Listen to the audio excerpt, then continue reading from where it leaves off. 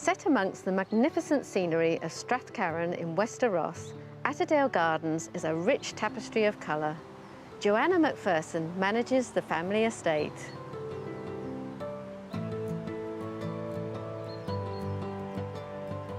So this is a very good place to start. You're looking out to the Isle of Skye, and sometimes you can see the Coolin Hills in the Depending background. on the weather. Exactly. So we're up in Wester Ross on the west coast. We benefit from the Gulf Stream, which means we can grow plants that otherwise wouldn't exist this far north.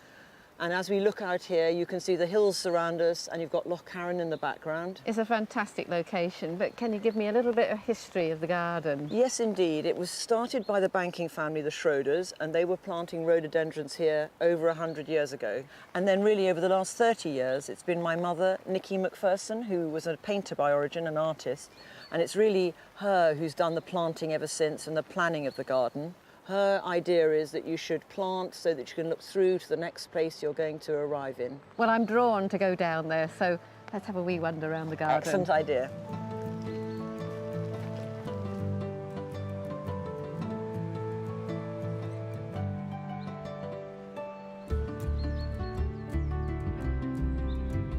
So this is the sunken garden, which is the oldest part of the garden. And I think it's nice, you can stop here and have a look. And you can see how the garden sits really surrounded by the hills. It gives you a real impression of how the garden's been laid out here. And as you can see, it's quite late on in the season, but the anemones seem to have survived. The sedums are still flowering. Well, it's amazing, I think, to see the anemones standing upright because the strong winds that you've had in the recent weeks. My mother is really the force behind this part of the garden as well, and she likes to think that the colours echo the colours in the hills beyond, where the heathers were out until recently. And then if you look behind, you can see a white bench right the way through there, and you look up ahead, another white bench. It's all about looking through. So again, that's your mother and the artist eye. Yes, it's not just about where you are, but looking beyond. And then you've also got this nice little bit of shelter with the Rosa rugosa, and the hips are just turning that beautiful red. It gives even more shelter, which is, I suppose, why the anemones are still up and standing.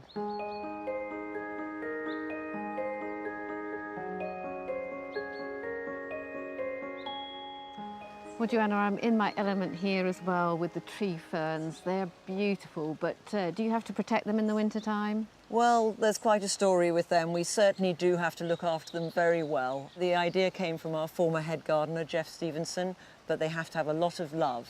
They get wrapped up in bubble wrap, and a hot wire is put inside each one of them, and that's why they're doing as well as they are. So when do they get unwrapped?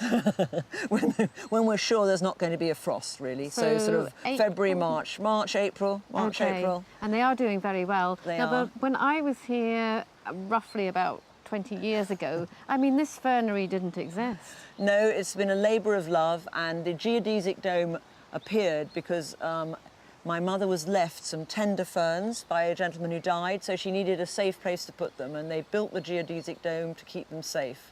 And it's lovely the way you've got the water running through it, but water must be quite a problem here. We have over 80 inches of rain a year, and it's been a real problem, so we need to plan for it. And luckily, these old drainage ditches were built, so the water runs through the geodesic dome away down the ditch. So you've got a feature, but really there's also a purpose for it. Absolutely. It's all about getting the water away. Now, you spoke about the ex-head gardener, but I mean, how many gardeners do you have here now? At the moment, we have 3 gardeners. Oh, that's brilliant. But I don't think I saw the Japanese garden either. Presumably that hasn't... Is that quite a recent project as well? Gosh, well, you've got more to see, and again, that's to do with water. We had to make sure we could survive it when the water stays in the garden for a long time. Well, let's finish our tour there.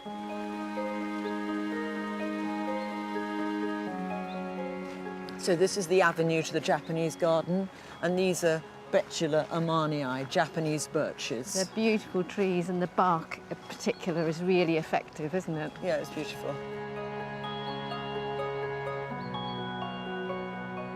Well, I think we're being really lucky because the sun is shining on the Acer. It looks beautiful. That's Acer palmatum Sakazuki, and we've got some other acers in the Japanese garden here. And then lots of cloud pruning. The hedge goes all the way around, nice and wavy, and we've got a little Ilex crenata with cloud pruning, and behind you you've got the yew tree, which has also got cloud pruning. Now tell me a bit about the stones. Again, I presume this is your mother's design. It is. Nikki spent a lot of time researching it, and she felt very strongly about the way the stones were arranged. And the stones represent where the gods lived, and the gravel represents the sea. And we've got various other elements to the garden, so I should turn you to the other way, and you're looking at what in Japan would be called shakai, or borrowed landscape. And if we were in Japan, it would be Mount Fuji. But as we're at Attadale in Westeros, I'm pleased to say, thanks to the sun, you can actually see the Applecross Hills. It is just stunning. I keep using that word, I think. But the whole garden, how much area does it cover? It's some 20 acres in total, but as you can see, there's lots of different sections to come and explore. It is superb. I mean, great credit to your mum. We've mentioned her a few times, and I feel that I've left this far too long to come again, and I would recommend it to anybody. It's still open? It is. We're open until the end of October, and then we've got individual tree tours for the Scottish Tree Festival till the end of November. Well, thank you very much for showing us around, Joanna. Thank you so much, Carol.